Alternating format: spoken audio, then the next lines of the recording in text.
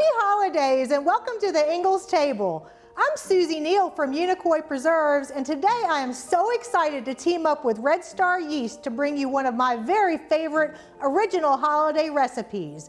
It's my made from scratch fruitcake monkey bread. I've already been to our local Ingles and have everything we need, so let's get started. I've already heated up my milk in the microwave to 110 degrees. I'm going to put that in the bowl of my mixer along with my Red Star Platinum yeast. I don't know if y'all bake with this yeast, but I highly recommend it. It's got some natural dough enhancers combined with instant yeast, so it makes your baked goods come out like they're from the bakery. It's what I used when I competed at the National Festival of Breads this past summer, and it really gave me confidence to be out of my home kitchen and bake and have my rolls turn out perfect every single time. This is just a little bit of sugar to go and help activate the yeast. So I'm going to put my mixer on and turn it just a little bit to incorporate it. And then I'm going to turn the mixer off and leave it sit for 5 minutes. What this allows the yeast to do is to start getting happy in the milk and start getting active. So that'll foam up, and then we'll be ready to proceed with our recipe. So we'll be right back. So my yeast has been sitting for 5 minutes with the milk and the sugar, so it's alive, it's foaming. My next step that I'm going to do, I've got a couple of eggs that I'm going to whisk together. What we're making today is called a rich dough, which is if you ever had like a brioche or a cinnamon bun, buns that are soft and luscious like that, that's called a rich dough. So it contains eggs and oil and butter. I'm going to put a little bit of vanilla in because this is holiday baking and it's all about the vanilla. I've got this Laura Lynn vanilla from Ingles. It's a really nice product. So I'm just whisking that with my eggs. I'm going to add those to the bowl. Get on in there, Mr. Egg. And this is also the step where I'm going to add my melted unsalted butter, all going in together, and a little bit of Laura Lynn canola oil. I'm going to turn this back on to help it start to incorporate. And this is the remainder of the sugar that goes in now as well. Now I've got this whole recipe at inglestable.com printed out for you, so you can print out your shopping list when you go to the store and bring everything you need home to make this great family recipe. Okay, so we're going pretty good. I'm going to stop the mixer because if you have a stand mixer, at one time you have probably added some flour while the mixer was going. Poof! So I don't want to poof it today. So I'm just going to add about half the flour, and this is all-purpose flour that I like to bake with that you could pick up at Ingles. So putting half in, and then I'm going to turn the mixer on low, not high, low. So that'll start to incorporate. And while it's doing that, one of the ingredients I'm going to put in with the fruit is orange zest. These beautiful oranges are in season now, and I'm just using a zester to get this top layer off. You don't want to go down to the white part because that's where the bitter part is. So as you see, look at that beautiful orange color. I wish you could smell how good this smells. But we're going to add this to our dough. But that's starting to get mixed up, so I'm going to get my rubber scraper in there and give it a little turn.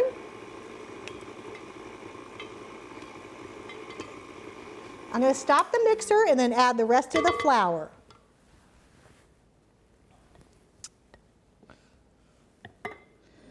But growing up, my mom always baked homemade bread. So this recipe, when I was working on this with Red Star to come up with something for the holidays, I thought about my mom a lot, and my mom loved fruitcake.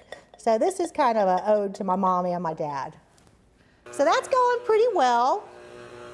And I'm going to go ahead and add my orange zest. I'm going to add the dried sweetened tart cherries. This is the candied ginger. And the dried cranberries.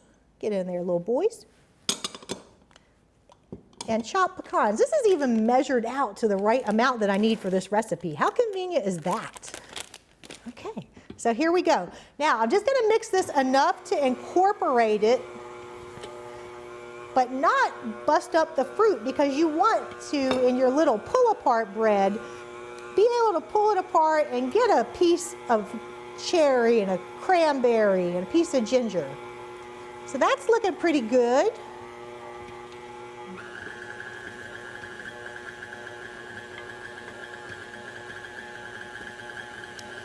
Now this is the point that if you let it mix a little bit and it's not coming away from the sides of the bowl, you might need a smidge more flour. And the way that I like to do that is add a very small amount at a time, because you're going to have a floured board, so you're going to be kneading it as well by hand.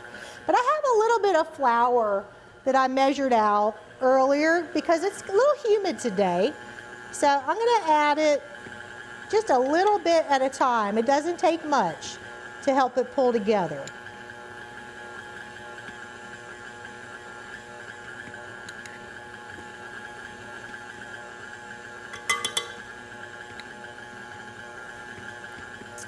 Okay. So that looks great. I think what I'm going to do now next is let it whip just a little bit more. Then I'm going to clear off my space so I can knead it. So I'll be right back. So I just got done mixing in the fruit and the nuts into my fruitcake monkey bread. So it's a little sticky right now, but what will happen, you'll see that I'm using a little dough scraper to help knead it. This will help to incorporate and to get the dough where it needs to be. I want you to resist adding flour because you want this to be a moist dough. So we're getting there, and if you see that the dough is starting to change right in front of our eyes, I don't really need the scraper as much. But the dough is becoming more elastic, and after I get it where I like, I'm going to put it in my bowl that I have a little bit of Laurelin canola oil in. So I think that looks pretty nice. I'm going to form it into a ball, put it into my greased bowl. And because I want to keep my dough soft, I'm going to turn it around in the oil. Whoop, come here. Get some plastic wrap and cover it, and put it back on my stove top and let it rise for an hour. I'll be right back. Hi, I'm back, and my dough is ready. This Red Star Platinum yeast, I can count on it to rise big and fluffy every single time. So it's risen. I'm going to gently deflate it and turn it out onto my work surface and start forming my little pull-apart bread, aka monkey bread. So you'll see how nice and soft this dough is. And some monkey breads that you get are big pieces, but I like to have little nibbles of this. So it's about the size, each one that I form. You have to remember this is a yeast dough, so it's going to rise. So each one of these is going to puff up in the oven. The Red Star Platinum yeast has got great oven spring, so they're going to be a lot bigger than when you make them. So just keep that in mind as you're cutting. If you feel like you're fighting with your dough sometimes, that's the gluten strands. If you were having a problem rolling it out, this is rolling out really nicely.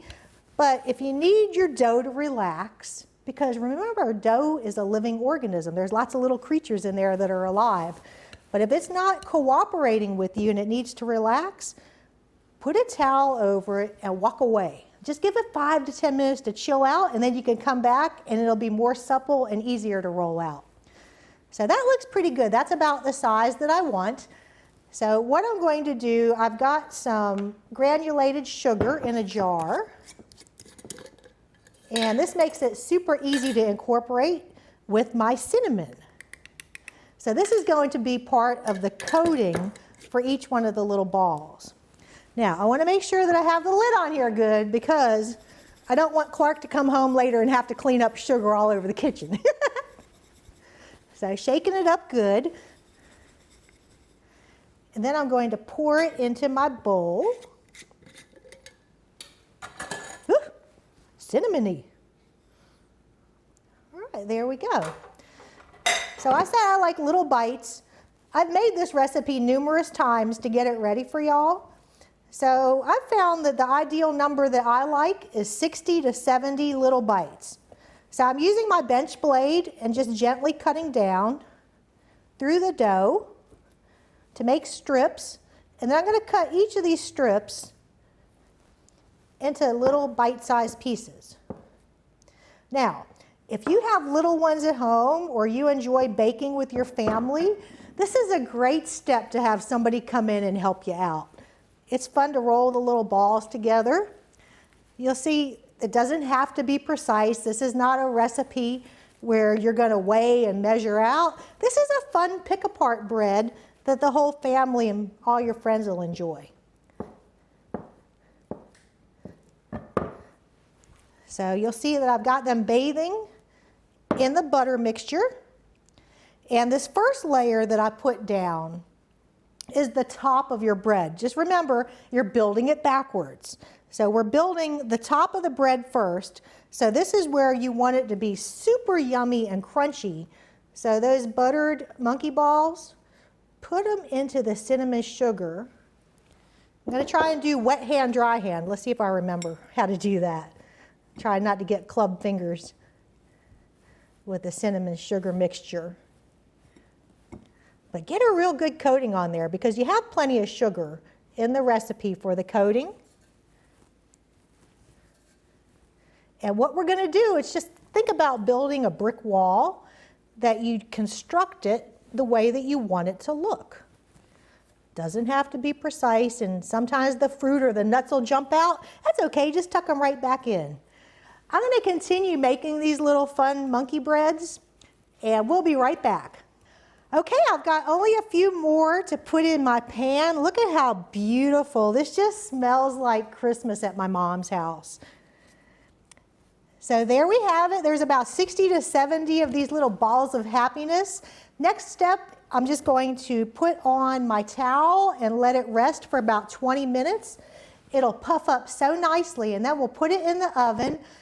And what I like to do when I'm letting this second rise happen is go ahead and preheat my oven to 350 degrees. So I'm not waiting on the oven. I don't have time for that. It's the holidays and I'm busy. So let's go ahead and preheat the oven to 350, let it rise 20 minutes. It'll puff up just a little bit, and I'll be right back to show you what it looks like. Oh my gosh, this just smells so good. I wish I had smell-o-vision here at the Ingles table for you.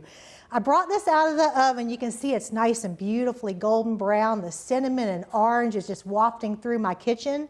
I've let it cool for about 10 minutes, so that way you don't want to unmold it immediately when you take it out of the oven, or else the little balls could fall apart. So it's cooled for about 10 minutes. It's still a little bit warm, so I'm going to turn it out onto my cake stand.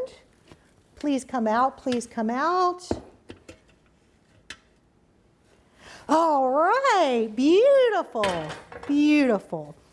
So it looks pretty good right now, but you know I like to gild the lily here at the Ingles table. So I'm going to make a citrus glaze.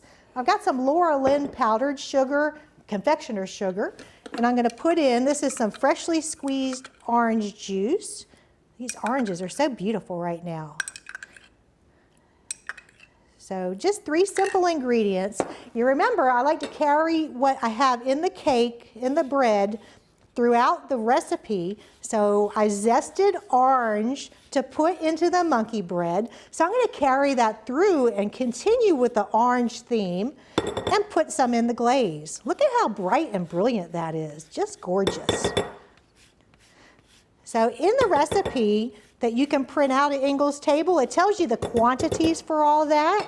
I've done this recipe several times, so I'm kind of aware about how much orange zest I want in it, but I have the exact quantities for you, and you can print that out, take it with you to the store, and do all your shopping.